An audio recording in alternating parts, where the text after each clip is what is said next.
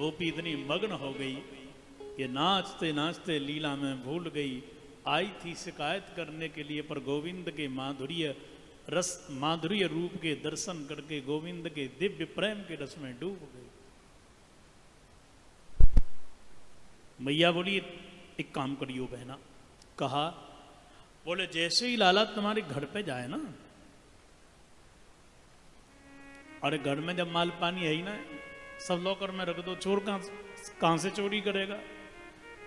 तुम कुछ दिन तक गैयन को दूध ना निकालो, ना दही जमाओ, ना माखन निकालियो, चोरी करेगो कहां थे। आहा, चौथी गोपी बोल पड़ी, द्रव्यालाभे सग्रह कुपितो या तो पक्रोस्य तो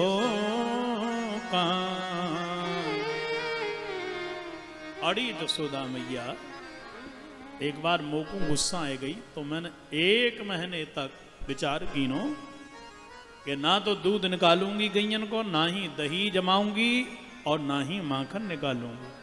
सो तेरो लाला मेरे घर पे गयो।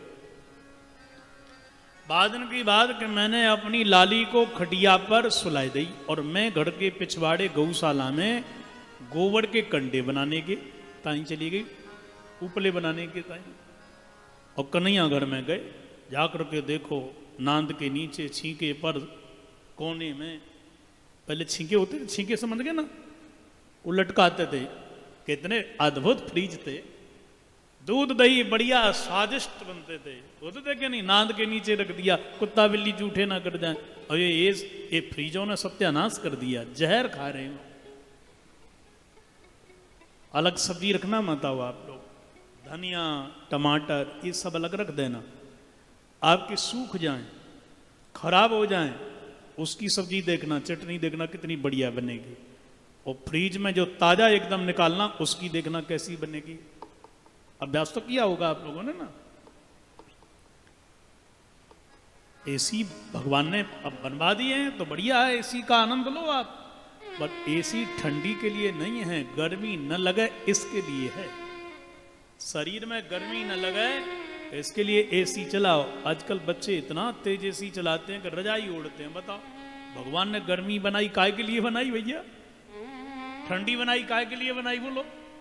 अब तो 2 in 1 चल गए ना एसी, ठंडियों में गरम, गर्मी में सब। अब तुम भगवान के नियम को तोड़ रहे हो कि नहीं तोड़ रहे हो बोलो? तो भगवान के नियम को, भगवान की आप सत्ता को चुनौती दे रहे हो, इसका मतलब विपत्ति को मोल ले रहे हो। जो पुत्र पिता के लिए चुनौती देगा वो संकट में पड़ेगा। अब तुम चाहते हो कि बच्चे हमारे अनुकूल चलें, तुम जगत पिता के अनुकूल चलते हो क्या? नहीं चलते ना। बोलो राधे राधे। थोड़ा जोर से पीछे वाले भी बोले, समाधि जिनको नींद आ रही हो ना, उनके कान पे जोर से बोला करो श्री राधे राधे, जिससे वो भी अपनी समाधि से बाहर निकले भाई। वैसे आप लोग इतने बढ़िया श्रोता हो, मैं बता नहीं सकता। अग्रवाल जी, पिछली बार की भी अपेक्षा मुझे, आप लोग तो ठीक हो, पर माता एकदम शांत, कल भीड़ थी देखो, पर किसी ने हलचल नहीं करी। समय की कमी थी, इसलिए नंदोत्सव का आनंद हम ज्यादा नहीं ले पाए। तो हम कभी कभी समय होता है तो खूब देर तक नंदोत्सव मनाते हैं। और नंदोत्सव तो भैया 6 महीने तक बाबा के यहां मनता रहा, तो उसकी पूर्ति कर ही कैसे सकते हैं। बोलो नंद के लाला की।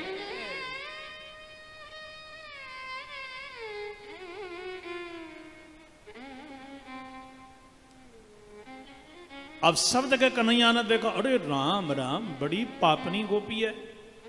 घर में कछु ना जाके, ना दही है, ना माखन है, ना मिश्री है। अरे बेचारे चूहा हैं, बिल्ली हैं, कुत्ते हैं, इनके कोई खेती, कोई फैक्ट्री, कोई दुकान थोड़ी है जिससे वो खा सकें। ऐसे ही घर में आकर के खाएं। अरे राम राम, जाके घर में कछु ना, ऐसे दरिद्र के घर में आकर के मैंने कहा कि नो सुद्रव्य अलाभे, जब कछु ना मिलो सो लाला को गुस्सा आ गई। जो गोपी की लाली छोड़ी सो रही थी, बाकी चोटी पकड़ के खाट की खटिया की पाटी से बांधी नहीं। लीलाधारी माधव को देखो, और बार बिखेर के घुंघराले, और बात छोड़ी के मोड़े पे बोले लाली हवा। वो छोड़ी गई डर, और जो बहाने चेक करके देखा सो वो घुंघराले बाल और सामने चलो ने कन्हैया, अंधेरा समय था।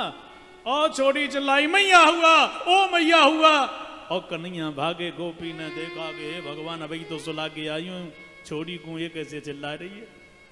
गोपी आ रही थी, इधर से ठाकुर जी अपने कन्हैया भागते चले जा रहे थे। सारी की सारी कृष्ण की लीला गोपी समझ गई।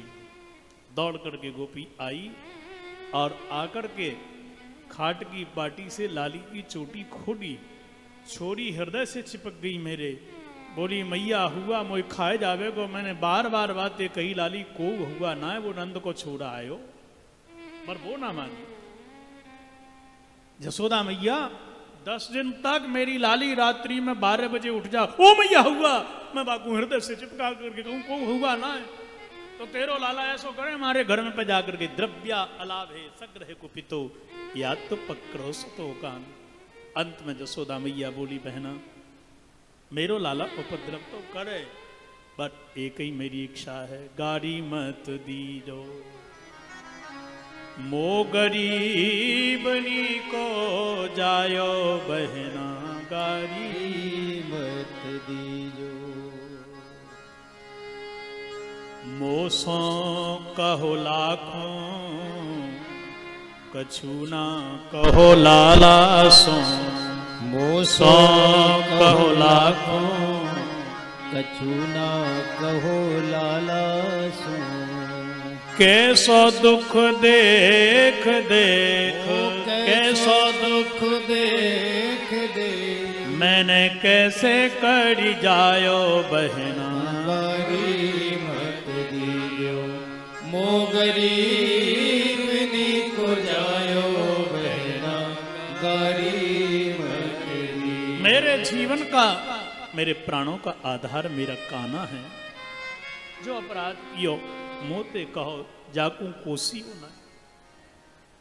और रही बात तुम्हारी मटकी और दही की ना, द्वारे पर दासी बैठी दही की माठ लेके, द्वारे पर दासी बैठी दही की माठ लेके। मैंने दासियों को बिठा दिया दरवाजे पर, कुम्हार के यहाँ से मटकी लेकर के आई है, दही भी रखो है, माखन भी रखो है।